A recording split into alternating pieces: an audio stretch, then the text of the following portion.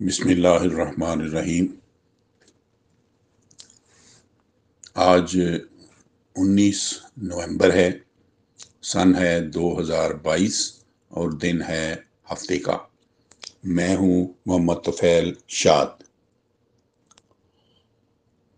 تو حاضرین و سامعین السلام علیکم۔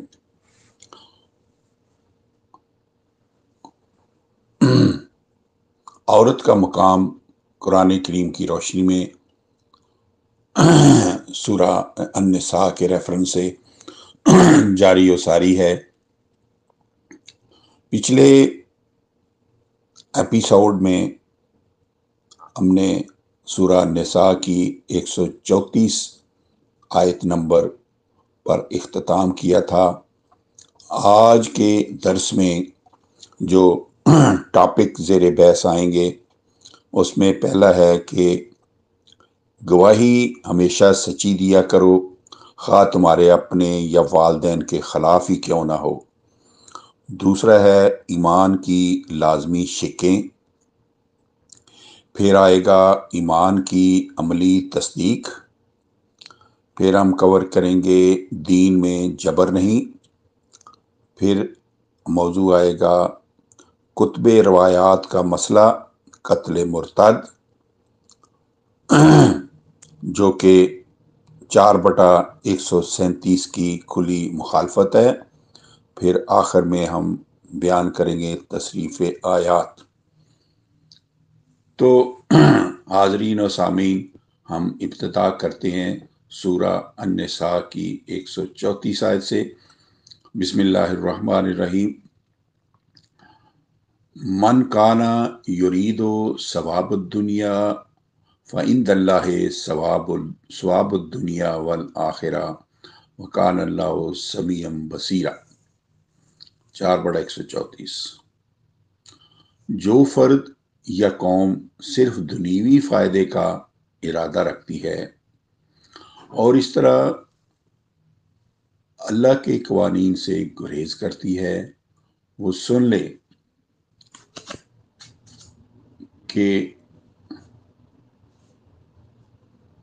پس اللہ کے پاس یعنی اس کے نازل کردہ قوانین میں دنیا کا فائدہ بھی ہے، یعنی دنیا کا فائدہ بھی موجود ہے اور آخرت کا فائدہ بھی محفوظ ہے، کیونکہ اللہ تعالیٰ سننے والا دیکھنے والا ہے۔ وہ محروم ربوبیت افراد کی فریادیں سنتا بھی ہے اور ان کی حالت زار کو دیکھتا بھی ہے۔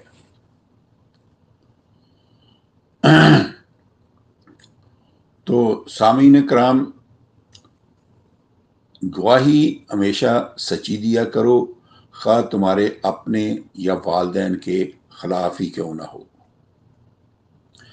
یہاں تک نوع انسانی کی مشکلات کے واحد حل کی وضاحت کرنے کے بعد وہ صرف اجتماعی طور پر ذاتی ملکیت کے تصور سے کنارہ کشی ہے، اس سے اگلی آیت مجیدہ میں معاشرہ کی ایک اہم شق کی طرف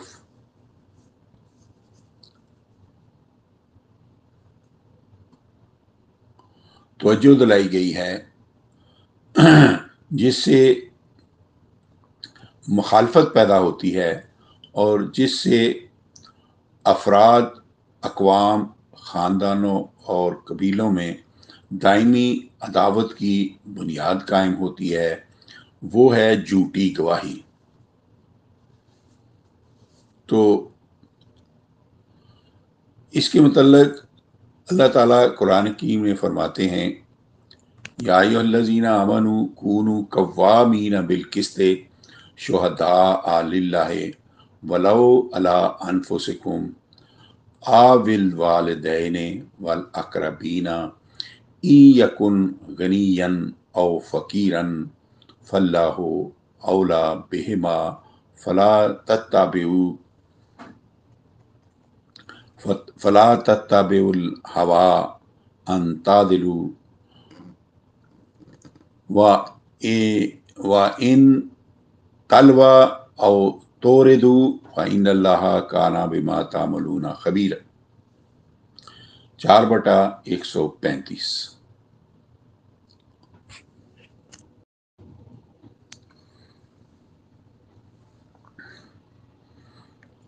اب آتے ہیں اس آیت کا مفہوم۔ اے وہ لوگو جو ضابطۂ الہی پر ایمان لانے کے دعوے دار ہو، جب بھی کبھی گواہی دینے کا موقع آئے تو خالص اللہ تعالیٰ کے لیے گواہ بن کر عدل و انصاف پر کھڑے ہو جایا کرو، خواہ وہ گواہی تمہارے اپنے آپ یا والدین یا قریبیوں کے خلاف ہی کیوں نہ ہو، خواہ وہ جس کی طرف سے تم گواہی دے رہے ہو مالدار ہو یا غریب، اللہ تعالیٰ ان دونوں کی نسبت تمہارا بہتر دوست ہے، پس تم ہرگز اتباع نہ کرنا خواہش کی کہ تم انصاف نہ کرو، یعنی صحیح گواہی نہ دو، اور اگر تم پیچدار الفاظ میں گول مول گواہی دو یا تم گواہی دینے سے اعراض کرو، یاد رکھو کہ اس کے ضمن میں تم جو بھی صحیح یا غلط عمل کرو گے اللہ تعالیٰ اس سے پورا پورا باخبر ہے، قیامت کی عدالت میں وہ تمہارے جملہ اعمال بے نقاب کر دے گا۔ اب آتے ہیں ایمان کی لازمی شقیں۔ آیت ما قبل میں یا ایھا الذین آمنوا کے الفاظ کے ساتھ ایمان کے دعوے داروں کو مخاطب کرنے کے بعد اگلی آیت متصلہ آیت مجیدہ میں ایمان کی وہ لازمی شقیں بیان کی جا رہی ہیں جن پر ایمان کی عمارت کھڑی ہوتی ہے۔ وہ یہ ہے کہ بسم اللہ الرحمن الرحیم، یا ایھا الذین آمنوا آمنوا باللہ ورسولہ والکتاب الذی نزل علی رسولہ والکتاب الذی انزل من قبل ومن یکفر باللہ وملائکتہ وکتبہ ورسلہ والیوم الآخر فقد ضل ضلالا بعیدا، 4/136۔ اب اس کا آیت کا مفہوم۔ اے وہ لوگو جو ایمان لانے کا دعویٰ کرتے ہو، ایمان لاؤ ساتھ اللہ کے اور ساتھ اس کے رسول کے اور ساتھ اس کتاب کے جو اس نے اپنے رسول پر نازل کی، اور ساتھ اس کتاب کے جو اس نے نازل کی اس کتاب سے پہلے، اور جو کوئی انکار کرے اللہ کا، اس کی کائناتی قوتوں کا جو انسان کی خدمت کے لیے پیدا کی گئی ہیں، 2/34 2/34، اور اس کی نازل کرتا کتابوں کا اور اس کے بھیجے ہوئے رسولوں کا، اور آخرت کے دن کا جس میں اس دنیا کے اعمال کی جزا سزا دی جائے گی، وہ دور کی گمراہی میں گم ہو کر صحیح راہ سے بھٹک گیا۔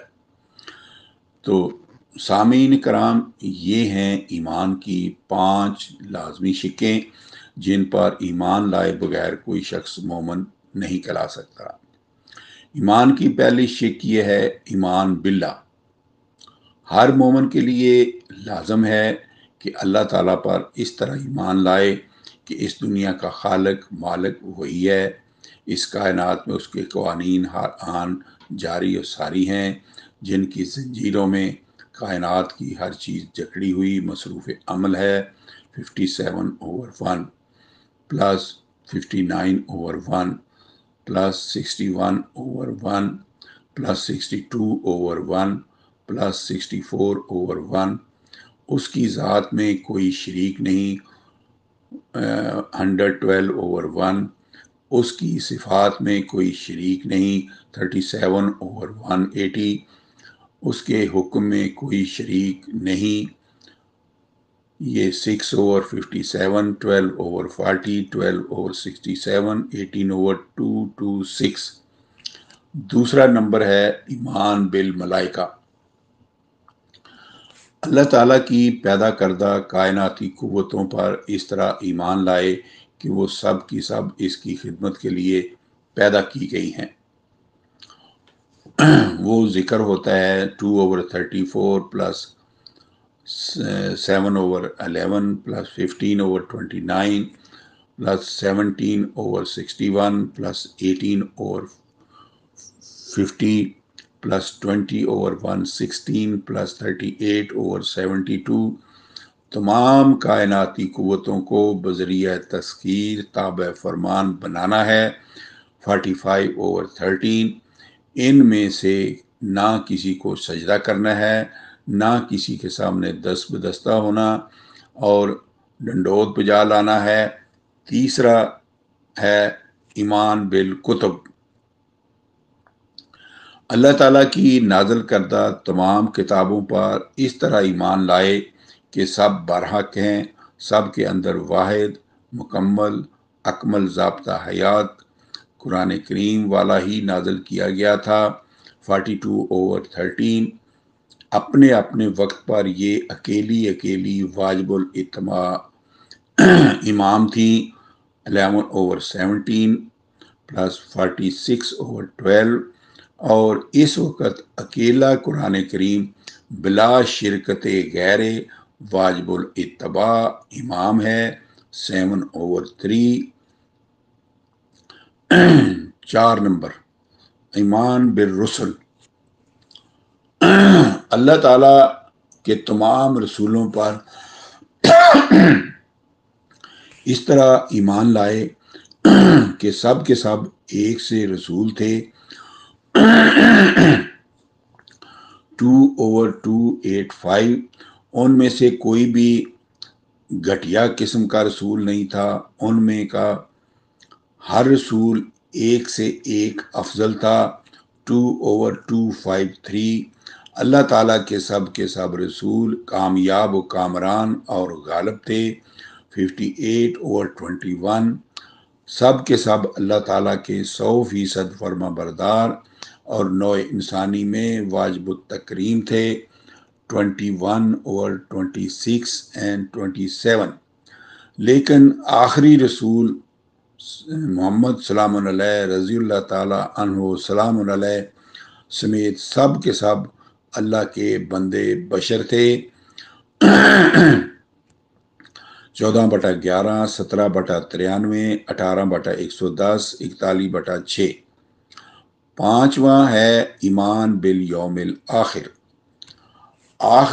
آخرت کے دن پر اس طرح ایمان لائے کہ موت کے بعد ہم نے اس زندگی کے اعمال کی جواب دہی کے لیے ضرور دوبارہ پیدا کیا جانا ہے، خواہ ہماری ہڈیاں بھی گل سڑ کر ریزہ ہو چکی ہوں۔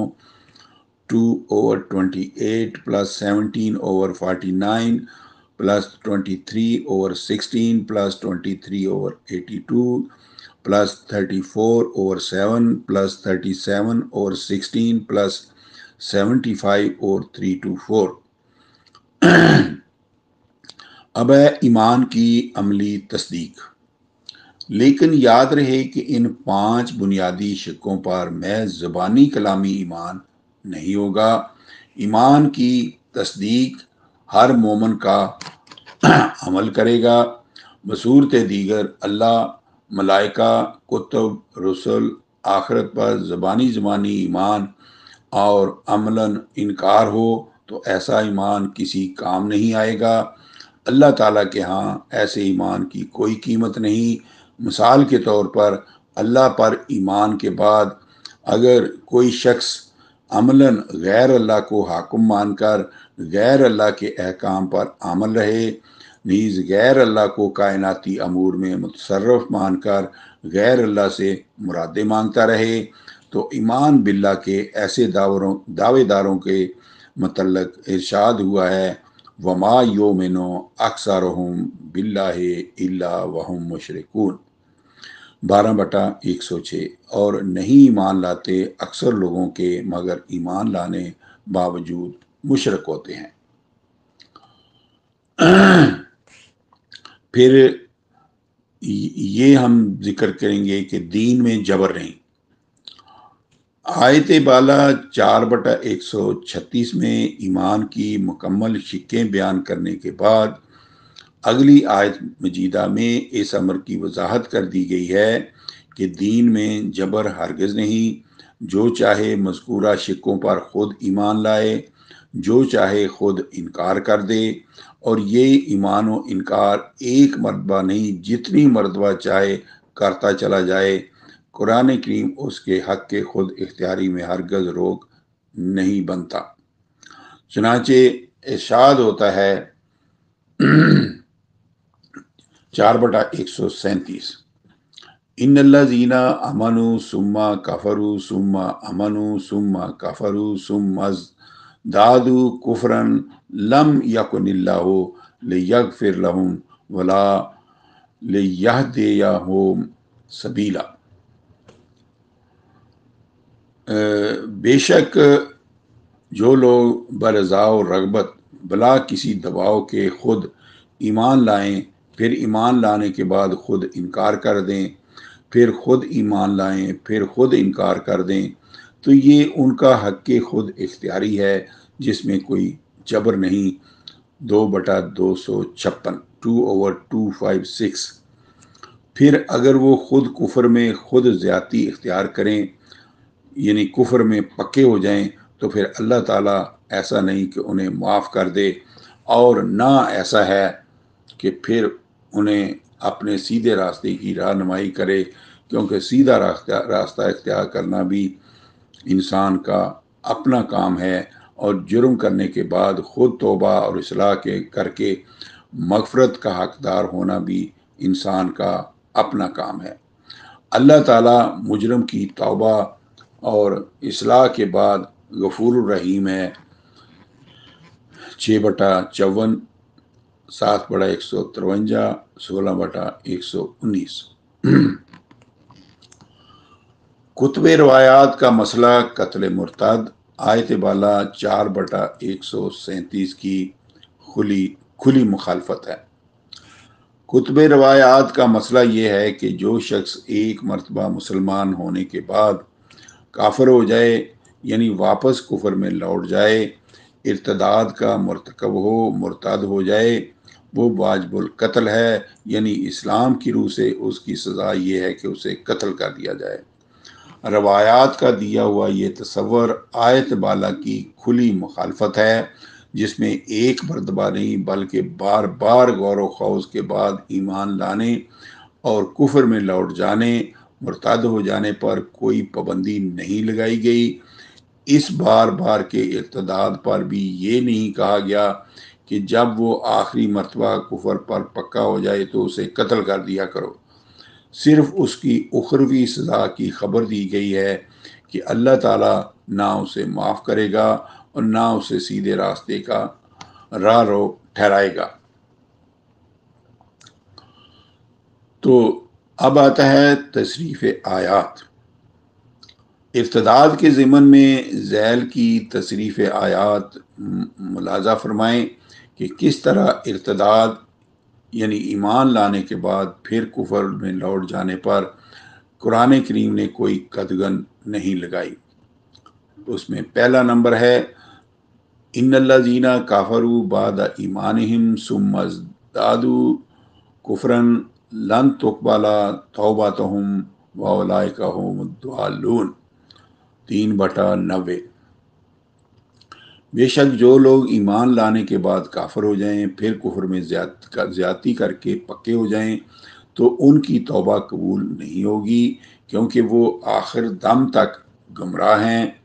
دیکھیے سامعین کرام، ثم ازدادوا کفرا سے صاف ظاہر ہے کہ مرتدین واجب القتل نہیں، کیونکہ مرتد کے قتل کی صورت میں اس کا کفر میں پکے ہو جانے کا تصور ہی پیدا نہیں ہوتا۔ نیز آیت ذیل میں بھی مرتد کی سزا قتل نہیں بتائی گئی۔ نمبر 2، وَمَن يَتَبَدَّلِ الْكُفْرَ بِالْإِيمَانِ فَقَدْ ضَلَّ سَوَاءَ السَّبِيلِ۔ 2/108۔ اور جو کوئی ایمان کو کفر کے ساتھ بدل دے، یعنی مرتد ہو جائے، پس وہ سیدھے راستے سے گمراہ ہو گیا۔ اس آیت میں ایمان کے بعد کفر اختیار کرنے ارتداد کا اختیاری حق قائم ہے۔ یہاں بھی ارتداد کی سزا موت نہیں بتائی گئی، بلکہ سابقہ ہر دو آیات کریمات 4/137 اور 3/90 کی مانند مرتد کو صحیح راہ سے بھٹکا ہوا کہا ہے۔ تیسرا پوائنٹ، وَمَن يَكْفُرْ بِالْإِيمَانِ فَقَدْ حَبِطَ عَمَلُهُ وَهُوَ فِي الْآخِرَةِ مِنَ الْخَاسِرِينَ 5/5۔ اور جو کوئی ایمان چھوڑ کر کفر اختیار کرے یعنی مرتد ہو جائے، بس بے شک اس کا عمل سابقہ ایمان ضائع ہو گیا اور آخرت میں گھاٹا پانے والوں میں سے ہوگا۔ سامعین کرام، غور کیجئے گا کہ اس آیت میں بھی ارتداد کی سزا آخرت کا خسارہ بیان ہوئی ہے، یہ نہیں کہا گیا کہ اسے قتل کر دو۔ چوتھا پوائنٹ، قتل مرتد کی تردید میں آیت ذیل ملاحظہ ہو جو شدید ترین قاطع دلیل کی حیثیت رکھتی ہے۔ سورہ منافقون میں منافقون کی اعلان ایمان کی تکذیب کرنے اور ان کی لغو قسموں کی تردید کے بعد 63/3 میں ارشاد ہوا ہے، ذالک بأنہم آمنوا ثم کفروا فطبع علی قلوبہم فہم لا یفقہون 63/3۔ یہ اس لیے کہ یہ لوگ پہلے ایمان لائے، پھر کافر ہوئے، مرتد ہوئے، بس ان کے ذہنوں پر عدم تدبر کی مہر پائی گئی ہے، بس وہ تفکر نہیں کرتے۔ اس سے اگلی آیت مجیدہ میں ان مرتدین سے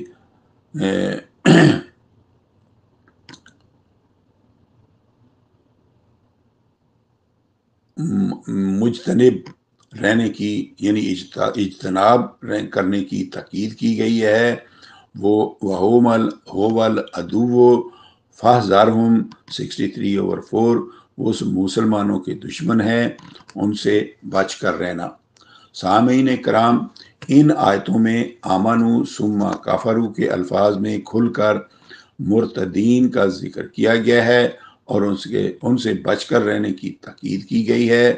اگر مرتد کی سزا قتل ہوتی تو یہاں ان کی تفصیل بیان کرنے کے بعد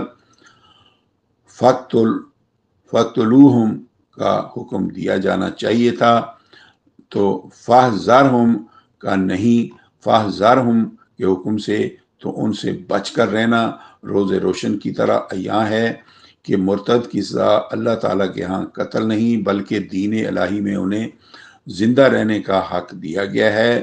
تبھی تو کہا ہے کہ ان سے بچ کر رہنا۔ بچ کر رہنے کا حکم ان کے متعلق دیا جا سکتا ہے جنہوں نے زندہ رہنا ہو، جنہیں حکومت قتل کر دے، ان سے بچ کر رہنے کا کیا مطلب؟ تو قرآن کریم میں بہت سی آیات موجود ہیں جن میں مرتدین کو زندہ رہنے کا حق حاصل ہے اور جب تک وہ کفر میں پکے نہ ہو جائیں اس وقت تک اسلام میں واپس لوٹ سکتے ہیں۔ تو سامعین کرام، آج کے درس میں اتنا ہی، تو آئندہ ہم انشاءاللہ اگلی آیت سے شروع کریں گے۔ آج کے لیے اتنا ہی، وما علینا الا البلاغ۔